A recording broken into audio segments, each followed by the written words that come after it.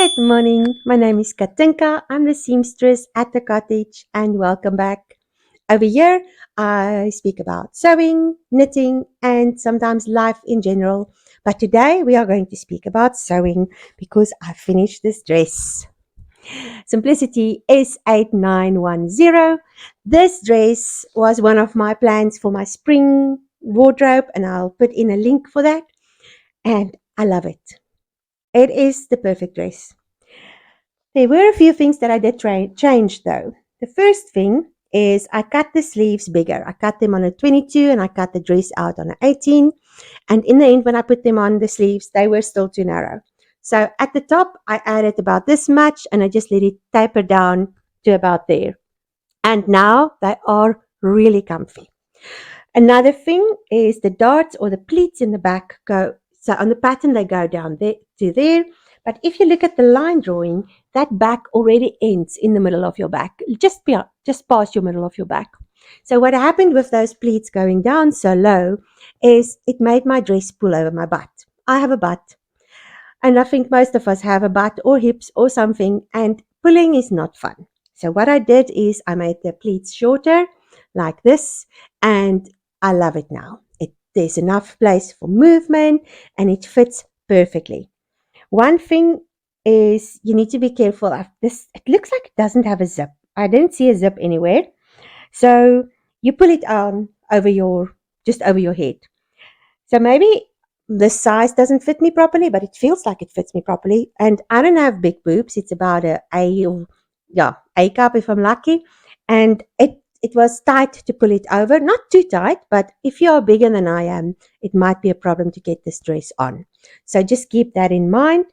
And then another thing that I changed was, but not on purpose, the pockets is supposed to have bias binding. So you're supposed to take your pocket lining and then the dress and just bind it. Now, I didn't read the proper instructions because I was lazy. And so I went the normal way where you sew the lining onto the right sides together onto the front of the skirt part, and then cut your little knips and then fold it over and iron it flat and did some top stitching. And then when I was finished, I'm sitting with these pieces like a mechanic who didn't put back all the pieces, and you're sitting with all these bolts and nuts and you don't know where they fit.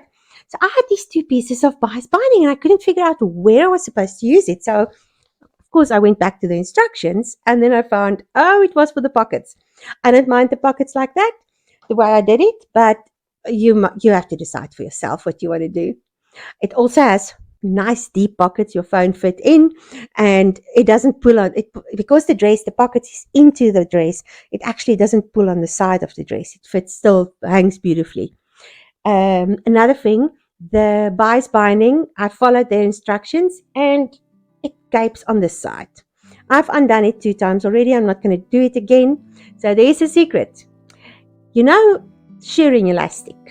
It is your friend and it is so versatile. Now if you take your shearing elastic and you just do little stitches on the inside, just about 2 millimeters from the edge, and you don't let them go through on the other side, and you pull it in a little bit, it makes any neckline lie flat. And also my dress gaped a little at the back, so I just gave it a little bit of elastic at the back and now it fits perfectly. So those are the only things that I would say be aware of it. Otherwise, I love this dress. I think it might be my new favorite. The fabric I used was a block printed cotton. It almost feels like Liberty Lawn. So it's really light and airy. And it is block printed, and I found it at Hobby Lobby on sale, and I used about 4 meters in the end because it was not as wide as normal material. It was a little bit narrower, and I have about 1 meter left over, which I will use later on to maybe make a top or a camisole or something like that. But I really love it, and I'm now going to leave you with the process of making the dress, and stick around till the end because the final reveal will be up. Thank you for watching and thank you for spending time with me. I'll see you in the next video. Goodbye. Okay, my pattern has been prepared. I like to iron my pattern pieces flat before I start. And I have ironed this fabric. I know it doesn't look like it, but it looked worse. And I kind of like the little bit of a wrinkle. But I want to make you aware of this fabric. All the flowers point one way. So I won't be able to put my patterns this way and that way. I will have to make sure all my patterns are where I want the flowers to go up. I don't want to have them going down. So my patterns will be the top, and they will all run down. So I've kind of measured it out. I do have enough fabric. And so let's start cutting. My table isn't big enough so I can cut them all at once. I do miss my old table that was long and everything else. But this table is what I have, and it's a nice height. So let's get going. Oh, this fabric, I wish you could feel it. It is such a beautiful cotton. It almost reminds me of cotton lawn. And I still have to cut the two bindings out. And then they're all cut out, and then I can do the pattern marking transfers. When all my pattern pieces are cut out and ready, I sit down and I transfer all the pattern markings, making sure I've done all my cuts and all my knippies. This way, when I start working, I know that my pieces are ready to put together, and I'm not missing out on any pleats or darts or anything else. I usually would listen to a podcast or watch a video while I'm doing it. Good morning. I am finally ready to start working on this dress. I have pinned all the darts and all the pleats, and I'm now going to sit and sew them all.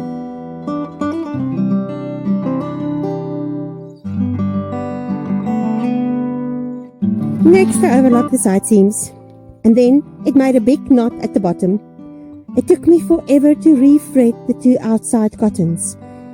And when I finally got it right, I realized there's a lever and a hook that you can hook everything around, and it threads it for you.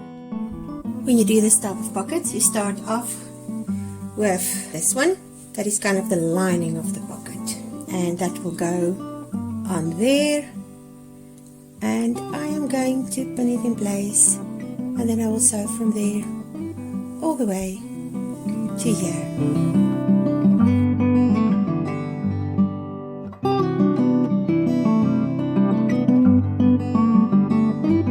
I've done all the ease knips on there.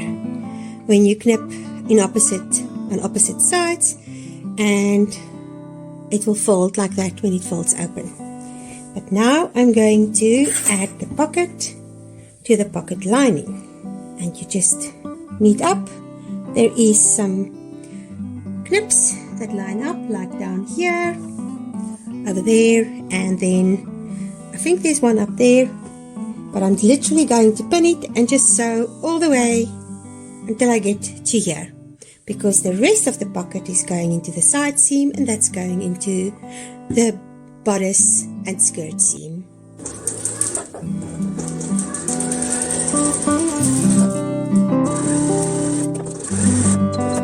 I then proceeded to iron everything flat and open. I will now sew the darts on the sleeve, and it will give me this effect, which I really love. And then in the end, when you put the sleeve together, you put bias binding around. But like I said earlier, this sleeve is actually really narrow, so remember it if you use this pattern and you have bigger upper arms. So I am going to just add a piece on the side. My sleeves are together, and I added a piece like that, and then I went to the bottom. I just let them meet up and then went down on the sleeve itself, because that part is big enough. I have also put the side seams and the shoulder seams of the bodice together. I only did a 1/2 inch seam because this top, it fits, but I don't want it to fit snugly. I want it a bit loose, so this way it fits the way I like it. My next step is to put the bias binding around the neck and the bias binding around the sleeve ends over there. No, over there. Just bias binding that and the neckline. I am busy with the binding, and can you see how it's wrinkling there? I pulled it too much, so I will have to unpick and redo that part. The pattern instructions for the V-neck was quite clear, but I just couldn't get it right and ended up doing it by hand. I am now overlocking the pockets, And then I am going to overlock the side seams.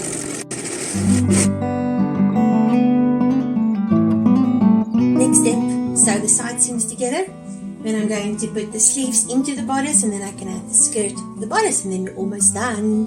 The sleeve gets a little piece of bias binding, and I will just pin it in place and then sew it down. This one is finished, so in the end the sleeve will be like this, and I really like how it comes around my arm. I did add in a little bit at the top because the sleeve was very narrow, the pattern, but I almost feel like I need a bit more. But I'm going to make it and finish it, and then I'll decide, and if I have to, I'll have to unpick and put a bigger piece in.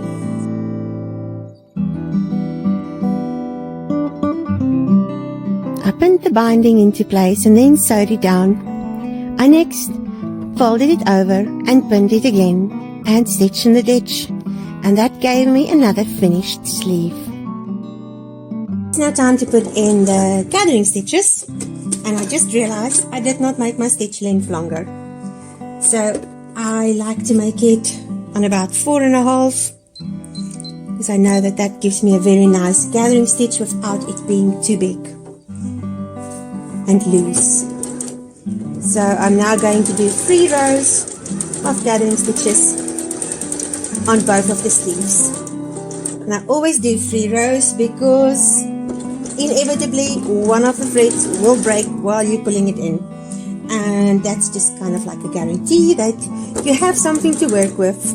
I gathered the sleeve into the armhole, and now I'm going to sew it all at once because I think I've used enough pins to make sure nothing moves. And there's something else I wanted to say. Oh yes, I know I say it every time, but remember, you sew on the smooth side because the fitting dog at the bottom will move the gathers while you're sewing, and then they don't all move to one side, which sometimes can happen if you sew on this side. And I don't think it will happen on this fabric, but if you have thicker fabric, that's sometimes a concern. The next step was to pin everything in place, sew the sleeves down, make sure the gathering stitches were removed.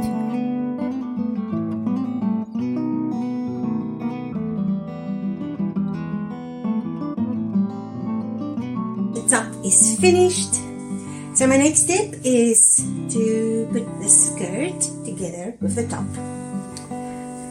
I've put the bodice to the skirt, and the back goes down, and I love it.